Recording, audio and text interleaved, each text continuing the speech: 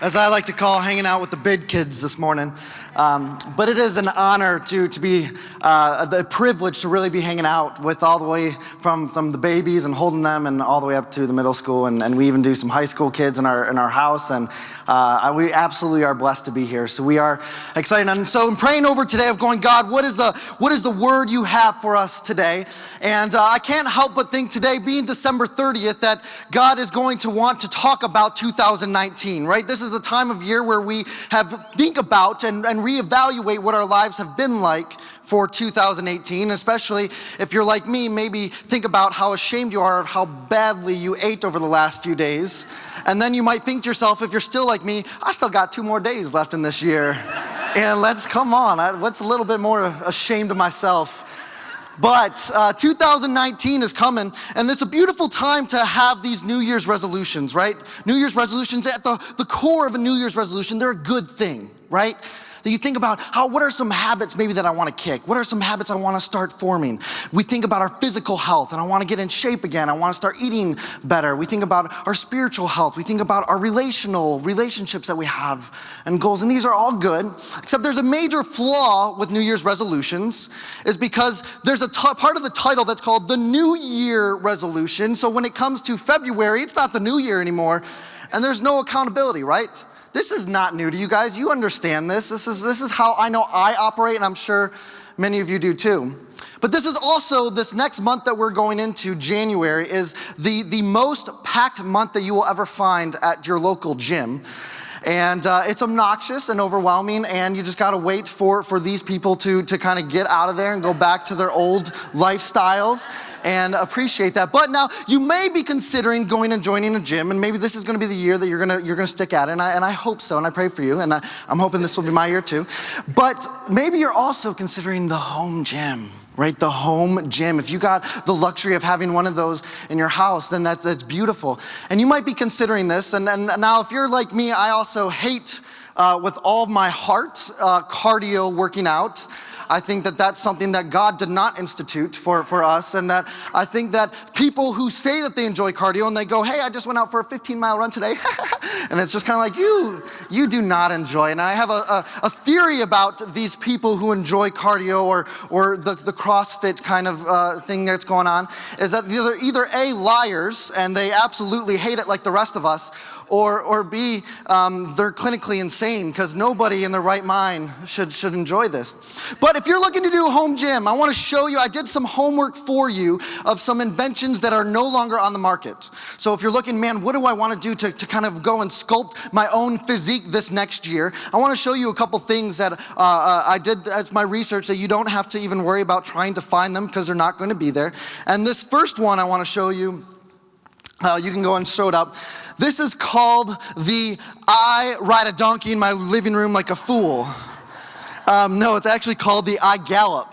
And this is an invention that was made to go, man, if you only had a horse, you had the money for a horse, you had the time and availability to go horseback riding, well, you no longer do you have to do it. You can do it in the comfort of your living room like a weirdo. The next one we have is the face trainer. The face trainer is, if you're ever thinking to myself, I wish I could really build my facial muscles, and I want to be bulging muscles of this jawline that's just like pumping muscle, right? Well, this, if you smile, you frown, you talk, you eat, whatever you're doing, you're working out all the time. This next one is called the Ab-Hancer, and I'm sorry, this is no longer also on the market. That you can get a 6-pack in seconds. All you do is got to turn on the TV and just sit down, and it's no longer on the market because it didn't work. This next one is called the Air Shorts. The Air Shorts, and for the life of me, I have no idea what these do. No, absolutely no clue, but what I do know is that they are loving life. And man, I want to love life like they're loving life. So, but unfortunately, guys, I'm sorry, these are no longer around. Have you ever wondered to yourself, man, how do I choose between the treadmill and the bike? Man, I want to go and I want to ride a bike, I want to ride a treadmill. I wish I could combine the two. Well, they came out with an invention just for that. It's called the treadmill bike. And this is a way to show everybody that you don't care about your physical well-being, and that you'll fall and get those scrapes and bruises, and it's no longer because too many ER visits happened. with the treadmill bike. And lastly, the Velcro shoe system. The Velcro shoe system, and this is a system where you put Velcro on the bottom of your shoes and just stand there and rip up. And I would love to go and see, this is gonna be one of the next dance moves. But also, if you can see in the picture, I really think that person's about to topple over. That does not look like it's going to be fun or enjoyable at all. But nonetheless, you guys are welcome. That I've done the research for you. Oh, there's one more. I couldn't put it up on the screen because I know that Joe Savali is probably gonna take a picture of me with this in the background and say that Dave Shuman is now selling shake weights. Because those are, if you know, are one of the most uncomfortable commercials that I've ever seen in my life. But those are also no longer for sale. But today we're gonna be looking at some famous walkers that we found in the Bible. Specifically one walk that we're looking. There's a lot of famous walks, and I'm gonna gloss through these rather quickly because honestly, each one of them can be a message in itself. But this first one is God in the garden in Genesis 3. And I put all the references there so you can go and check this out later. And if you don't have your own Bible to go and look these up, come see us afterwards. We want to make sure you go home with a Bible. But Genesis 3, we see God in the garden, that here he goes. This is the fall of man. Adam and Eve had just eaten the fruit, and God has something. This is a significant point that people have severed the relationship with God, and how God responds out of it. This has never been done before. It's a significant moment. And God could have just gone, boom, I'm gonna wipe you out, and we're gonna try this over again. He could have smited them. He could go, okay, now this is gonna be your severe punishment. Sit down and let me lecture you for 10 hours. But instead, his first reaction when they fall is he goes for a walk. He goes for a walk looking for them in the garden. He pursues them. It's significant. Next one I want to look at, Genesis 22, Abraham and Isaac. Fast forward, God asks Abraham to sacrifice his own son. And I can't even imagine what the walk was like for Abraham and Isaac when he was going to take his son to the altar. What that conversation was, because I know if God asked me to do that with my son, I'm like, there's not a chance. You find somebody else. I'm not going to do that. But there's something so much more significant that you got to read about, Genesis 22. We read about in Exodus, Moses and the Israelites. Come on, this is a big walk. They strolled out of slavery in Egypt. Moses leading an entire nation. Now, this isn't Moses and 10 of his best friends going, come on, guys, let's get out of here. This isn't Moses and 100 people. This is an entire country of people walking out of slavery. And then the walk gets even more famous because they did it for 40 more years in the wilderness. Next, Joshua 6. We have Joshua in the Battle of Jericho, right? Have you heard this story? Joshua is about to take the Israelites into the promised land. Moses is no longer. He's about to lead them in, and God goes, here is my brilliant war strategy for you.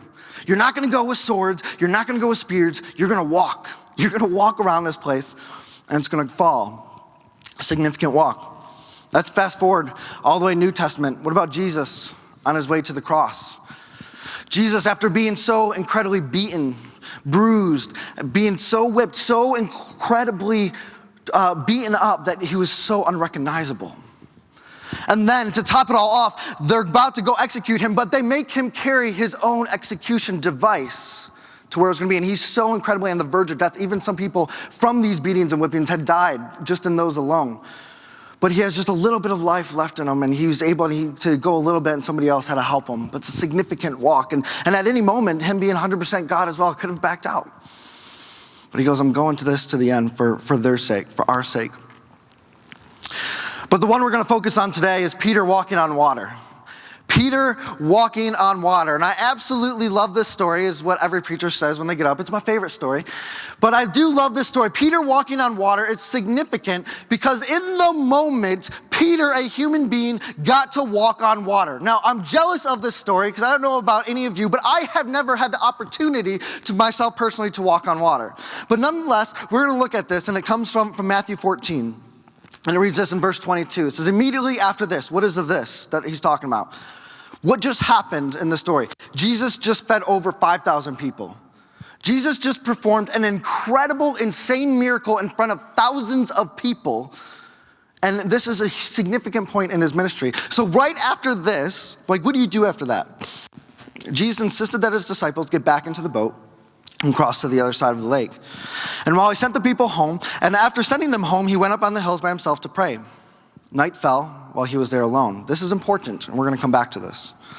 Verse 24, meanwhile, the disciples were in trouble far away from land, for a strong wind had risen and they were fighting heavy waves. And I went and looked up the sea that they're crossing, the Sea of Galilee. It's not that big of a body of water. It's only about 7 miles by 3 miles. But where it was below sea level and the mountains surrounding it, the winds and the waves were actually significant. And these storms did come. But these are experienced fishermen. A lot of them were experienced fishermen. So they've been in a boat. This is not new to them. Yet the storm is big enough that they're getting nervous. And 3 o'clock in the morning, Jesus came toward them walking on the water. And when the disciples saw him walking on the water, they were terrified. In their fear, they cried out, "It's a ghost. It's a ghost." And now, when I read this, I go, yeah, I would be there too. If you're in the middle of the night, 3 in the morning, in a boat that's rocking all over the place in the middle of a storm, and you see some being that looks like a human walking towards you, but they're not on land, they're not in a boat. We know the story now that Jesus can do this, but they haven't ever seen this before. Yeah, they're thinking it's a ghost, and I totally understand it. But it goes on, verse 27, but Jesus spoke to them at once. Don't be afraid. He said, take courage, I am here. The Greek word there is Jesus is actually saying the I am is here. The I am is here. And he's referencing back to what? God and Moses. When God says Moses, when he first calls him to go and get his people out of Egypt, Moses goes, who am I supposed to say sent me? He goes, I am sent you. So Jesus goes, in a bold moment here, he goes, the I am is here. I'm God, I'm here. Verse 28, then Peter called to him. Man, I love Peter. I think we have some of the most fun stories in the Bible because of Peter saying the wrong thing at the wrong time or doing the wrong thing at the wrong time. He's a class clown. And I think he's dumb at times, but at the same time, he is a brilliant leader. And this is what he says to him. Lord, if it's really you, tell me to come to you walking on the water. Now, this is not going to be my first reaction. If I see Jesus walking on the water, I'm like, you're walking on water. This is awesome. Come in here, Jesus. And then, can you stop the storm? Because we've already seen you do that in Matthew 8, it's recorded. They already recognize that this has happened. But they're like, he goes, hey, if it's really you, I want to come walking on the water. Not what I would have done first, but Peter does it. And then Jesus' response, yes, come on. So Peter went over the side of the boat and walked on the water toward Jesus. But when he saw the strong wind and the waves, he was terrified and began to sink. Save me, Lord, he shouted. And Jesus immediately reached out and grabbed him. You have so little faith, Jesus said. Why did you doubt me? When they climbed back into the boat, the wind stopped. Then the disciples worshiped him. You really are the Son of God, they exclaimed. I wonder what that moment would have been like to worship Jesus face to face. I gotta think that had to be one of the best worship sets that you could ever experience. And I look forward to that one day, getting to do that. But nonetheless, I think that God has an invitation for every one of us here.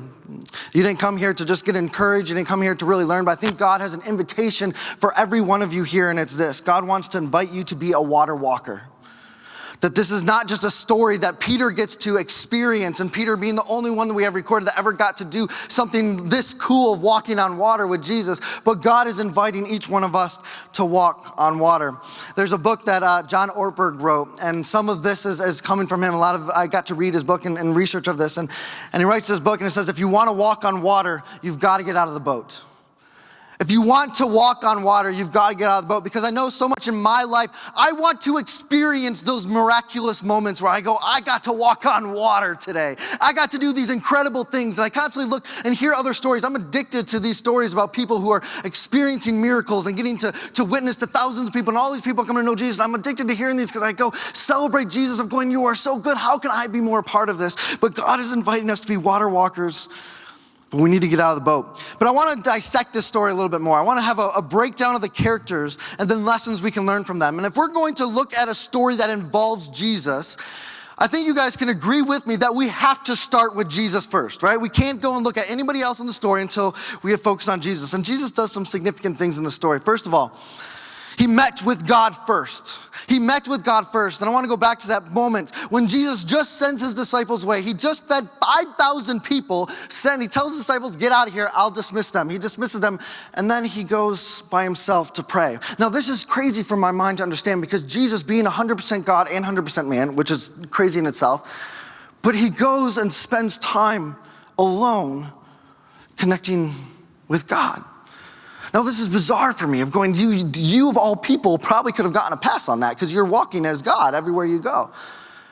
But constantly do we see that he models this for us. See, if we want to be water walkers, we got to meet with God first. And maybe we could pause right there and say, if you're looking for a theme for 2019, maybe that's it. Maybe we just need to pause and go, I need to meet with God first. And I know for me in my life, this has been a regular, almost a struggle for me. That regularly I go through seasons where I'm like an addiction to God, where I'm just like, man, I can't get enough of him. And then all of a sudden Satan distracts me with Netflix. He distracts me with my music. He distracts me with relationships and all these different things. And all of a sudden Jesus keeps getting put further and further back on the back burner. All of a sudden I'm like, what happened? But if you want to be a water walker, if you want to go and experience greatness, if you want 2019 to be an insane year of going, I experienced God in the most full way I could possibly do, and I got to experience being part of miracles, then we got to take it from Jesus. You got to meet with God first. Next thing he does is he meets them in their storm, and he meets you in your storm. As I love this way that Jesus approaches this situation. See, Jesus doesn't just wait on the sidelines going, I'm just going to chill over here, waiting for them to call for my help in the midst of their storm. And then eventually, if they say the right words, if they pray hard enough, if the right amount of people are praying, if all these different things if the stars align, then I will come and I will go to them and rescue them in this boat. He doesn't do that. And at the same time, he doesn't just go to the other side of the lake and just wait for them and go, as soon as the disciples show up, he goes, okay, what's the damage here? Who are we missing? What's going on? But instead, Jesus goes out to them in the middle of their storm. And Pastor Jason has been talking about this over the last few weeks, about storms that are in our lives. And maybe some of you are in a storm. Maybe 2018 could be defined as one giant storm. Maybe Christmas, this last couple days, could be defined as a storm in your life. But nonetheless, Jesus doesn't just wait and go, I'm going to do this waiting game and until you do the right things, or I'm just going to wait till the end and be non-existent and let you figure this out on your own. He approaches them in the storm. One commentary I read, the writer said this. He said, why did Jesus walk on the water? To show his disciples that the very thing they feared, the sea, was only a staircase for him to come to them. He goes on to say, but why did they not recognize Jesus? Because they weren't looking for him.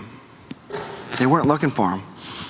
And maybe you're in the midst of your storm and you're going, God, where are you? Where are you? I'm struggling with my family. I'm struggling with my kids. I'm struggling with my spouse. I'm struggling with my parents. I'm struggling with my in-laws. I'm struggling at work with my coworkers. And I don't even know if I'm going to have a job come January 1st. And God, I'm so terrified of my financial situation. And God, I'm terrified of my health concerns or somebody close to me, their health concerns. Or God, I've gone through a significant storm because I just lost somebody so dear to me. Or I've had relationships that have just kind of vanished on me. And God, I'm in a storm. And I want to ask you, are you looking for Jesus? Are you looking for Jesus? Now, I don't say this as are you looking for Jesus? And if you're not, then you're screwing it up. I mean, look for him because he's coming to you in the storm.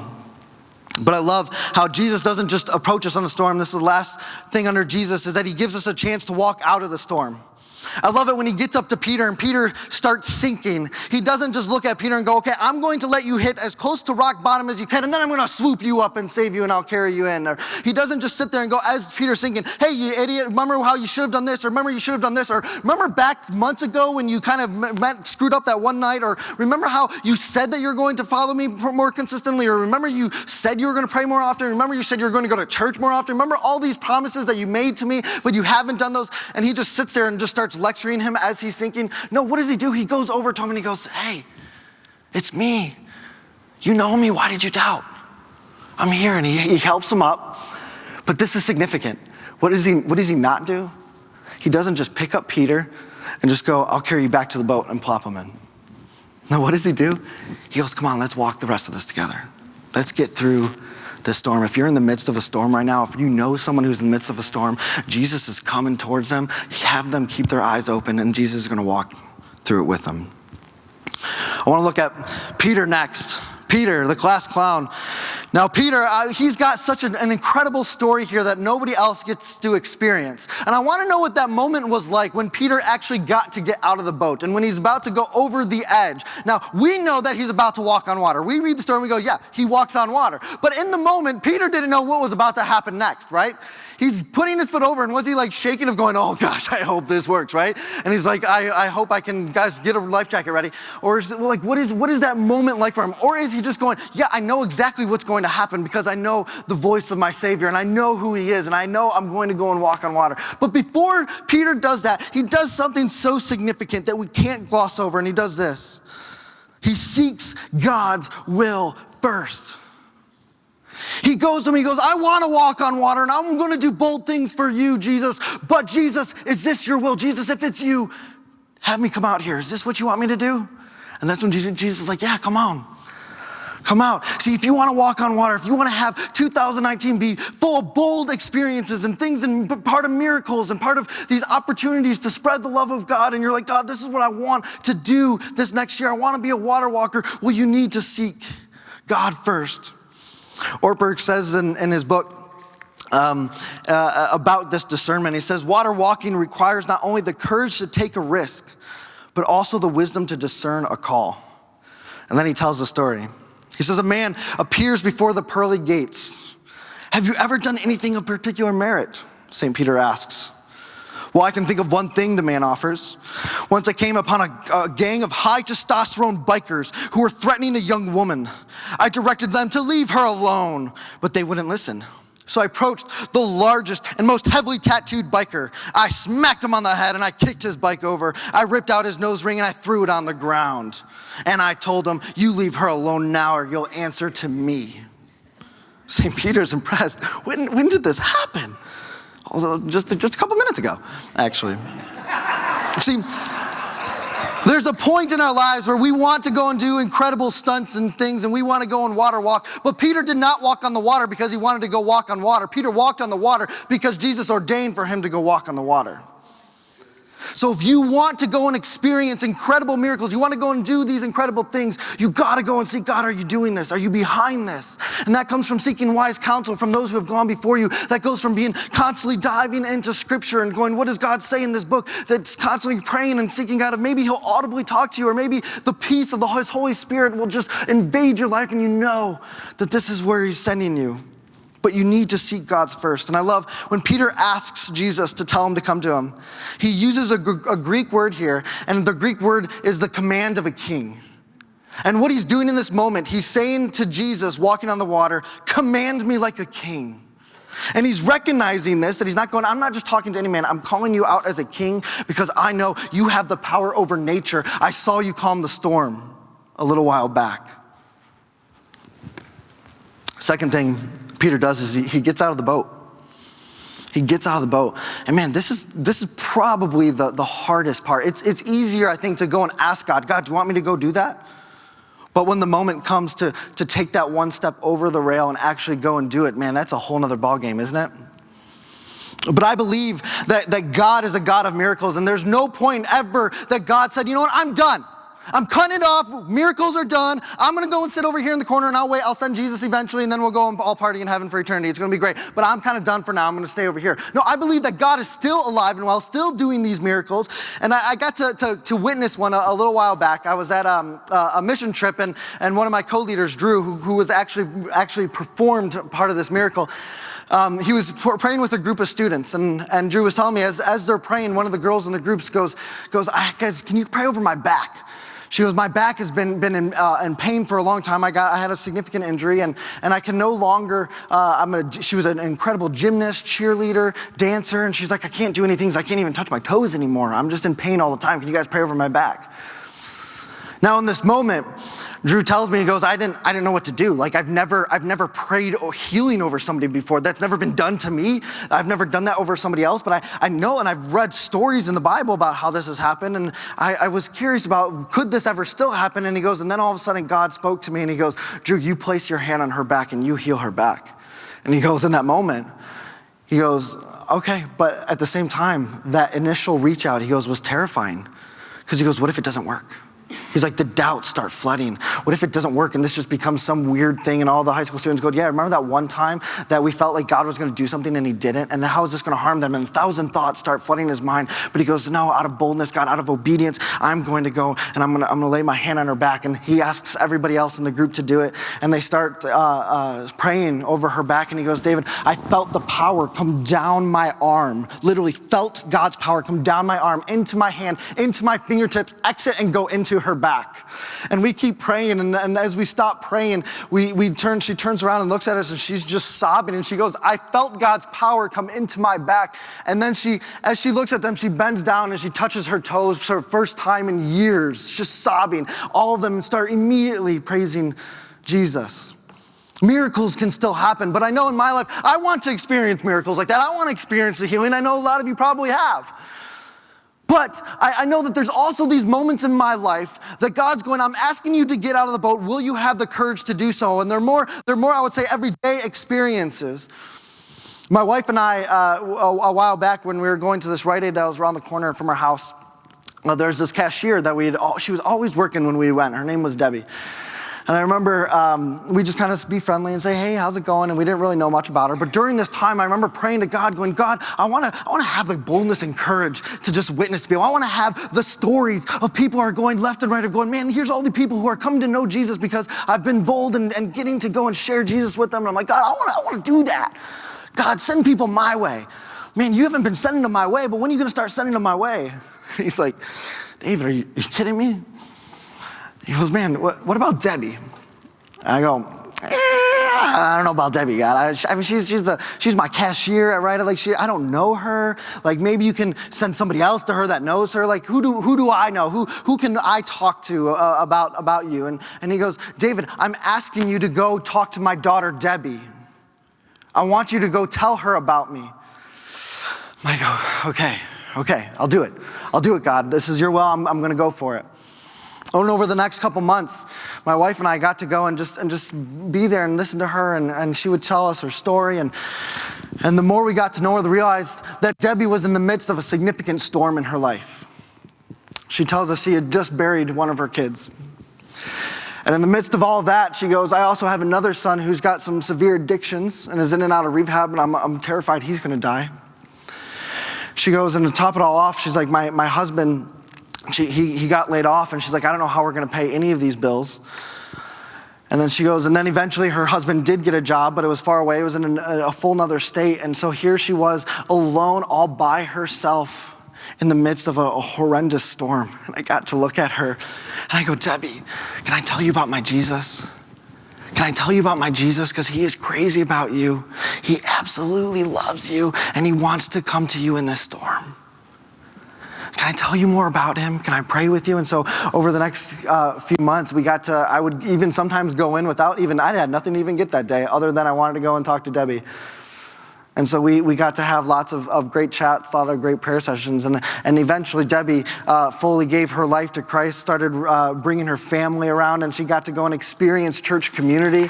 And I'm not saying this, guys. I want you to hear me. I'm not saying this of going, man, I'm pretty awesome, aren't I? Like, look at what I did. I'm saying this to go, I did not do a single thing to save Debbie. Peter did not walk on the water because he had the skills of walking on water. Peter walked on water because Jesus led him to walk on water. Jesus did the miracle. All Peter did, which is significant, Peter got out of the boat and then let God take care of the rest. Lastly, what we see for Peter is that he calls for help when sinking. So I know for me, I can be terrified of going and stepping into these bold encounters, whether it's been people I've worked with over the years or people in my neighborhood or different people in my family where I'm like, God is calling me to maybe have some difficult conversations, or God wants me to do different things, and I'm afraid of doing it because I'm afraid of sinking. I'm afraid of failure. But the beauty of that is God is behind it. If God is calling you out there, God's not going to let you drown. And Peter does something significant, that he calls for help. See, if you're afraid of something bold, and some of you right now are sitting here going, I know exactly the bold thing God's been calling me to do, and I've been ignoring it for a long time. And you know your heart's beating going, God, what is that really from you? And I'm telling you this, if it's God's will, he's not going to let you drown. Call out for help. And he's got you. Lastly, we're going to look here at the disciples. disciples, or as Ortberg calls them, the boat potatoes. The boat potatoes is that they're stuck witnessing an incredible opportunity. Now, they're a significant part of the story. They got to go and see something that was absolutely astounding. I wish I could have been there with them. But at the end of the day, Peter got to go home and say, I walked on water today. The disciples were left going, I watched somebody walk on water today. Who has the better dinner party story? Peter, right? I want to know what that experience was like when Peter got back in the boat. When Peter finally climbs back in and he looks at them and he goes, did you guys see that? Like his testosterone, like he's got to be like on a high of just adrenaline pumping through his veins because he just walked on water. This is not a normal thing. No, none of us here have walked on water, right? He walks on water. He gets back in the boat and he's got to be looking at them. Did you see that? I was doing this out there. And then is he looking at them being like, where were you? Where were you? When you saw me doing this, why didn't you immediately jump in? Why didn't you come in and partake and do this with me? But the disciples, they got stuck missing out of the miracles of God. They got stuck just missing out on what the miracles of God and what he's doing. Now, I'd love to say that, man, I'm a rock star at this, that I can go and I have so much more success. But the reality is I have more times in my life that I've been a boat potato than I've been a water walker. I really have. And a couple weeks ago, I was getting another tattoo, and the reason I love to get tattoos is because, first of all, they're a reminder to me of my identity in Jesus, but also they're an opportunity that maybe I can permanently mark my body to change the trajectory of their eternal. And so they're conversation starters. And so I pray over them. I go, God, I want you to use these markings. And so I got to experience it when I was getting the tattoo. This was 2 weeks ago. The tattoo artist, as he's tattooing, I got a line from Jesus that comes from Matthew 25. And he says, he looks at me and goes, what does it mean? And I'm sitting there going, is this happening? It's never happened this early. This is incredible. So I'm like, God, yes. So for over an hour, him and we get to just share about our faith and what God is. I got to tell him all about what God's been doing in my life and how I believe in Jesus being the Son of God, that he came and died for us. And I'm getting to share the gospel with him. I'm like, Jesus, this is insane right now. Thank you so much for this opportunity. And then at the end of the tattoo, and as I'm leaving, he looks at me and he goes, hey, David, real quick. And I'm like, yeah, what's up? He's like, can you do me a favor? I'm like, sure. And he goes, when you think of me, can you pray for me and my family? And I'm like, absolutely I will. So I left and walked out. Now it seems like a phenomenal story, and I believe that God's going to use this story in his life. Of God sent me specifically to him, and the whole journey for me to get to this guy. I've never had this guy before. I knew that there was something behind God ordaining this conversation. But the part of the story that I didn't tell you is that right after he asks me to pray for him, when I think of him, to pray for him and his family, man, I felt the nudge of God so loud saying, you pray for him right now, David. Right now, right here, you pray for him. You connect me in conversation to my child. I want you to connect me to him. But in the moment, I freaked. I was sitting there going, no, I don't want to do that. I'm not getting out of this boat. I'm in the middle of this tattoo shop in Detroit. People are coming, people are going, where people are around. I'm like, he might be uncomfortable with that. This might be what if he says no? What if he rejects me? All these 1,000 doubts come at me in 1 second. And I freaked and I said, not this time. And I walked out and I remember just going, man, God, I repent from not obeying your will. And I love the way that God treats his disciples is he doesn't get into the boat while they've just been sitting there. He doesn't get in there and go, you guys screwed up this time. Man, where were you? Why weren't you out there like Peter? You guys were just a bunch of people who just go to church and you're not actually out there on the water living out the church. He doesn't have this condemnation when he gets to them. No, instead, he gets into the boat and they worship him, and it's beautiful. And I know for me, God's not having this place of just horrible judgment, but he has so much incredible grace for me. And he has grace for you in these moments when we're afraid to get out of the boat. But I don't know what your boat looks like. I don't know what your boat is. And maybe there's something that God has been calling you to, or maybe there's a moment in your life that God's going to be calling to you in the future, and it's going to be scary. But I want to challenge you parents real quick. I'm the family life pastor. I got to talk to parents for a second. I want to challenge you parents I want to believe that we want our children to be water walkers, right? We want our children to go and experience the fullness of God and what he can do in their lives and fully devoted followers of Jesus Christ, right? And if this is my prayer for my kids every single night, and I know when I put my kids down to bed, the first half of my prayer is very kind of general for them to understand. We thank God for the food and dolphins and the wind, and we thank God for the trees and our house and our family, and it's beautiful. But the second half of the prayer is something that they have no idea. The second half of my prayer every night for them is God, I pray that you help them to be warriors for Jesus. And God, I pray that you help them to be kingdom advancers. Those two things every night, God, warriors for Jesus and kingdom advancers. And I know that God's stepping into that, and I believe that he's gonna do extraordinary things in their life. They're 1 and 4 right now, and they have no idea what I'm talking about. But as I was thinking about this, I know that my kids, my sons are huge imitators of who? Of me, right? They watch, they observe what I do. They speak the way I speak. They repeat the words I say. They do the things I do. Their mannerisms are like mine. They treat their mother like I treat their mother. They treat strangers like I treat strangers. And I know if I want my kids to be water walkers, parents, I'm challenging you, you gotta be a water walker first. They've got to see you going and doing these tough things that are hard in your life, that are difficult to get out of that boat. They need to know that you have the courage to do it. And let them imitate you on that. But don't be caught missing out on the miracles that God is doing.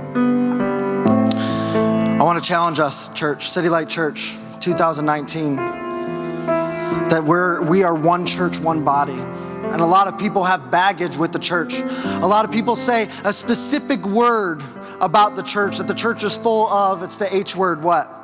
Hypocrites. Hypocrites.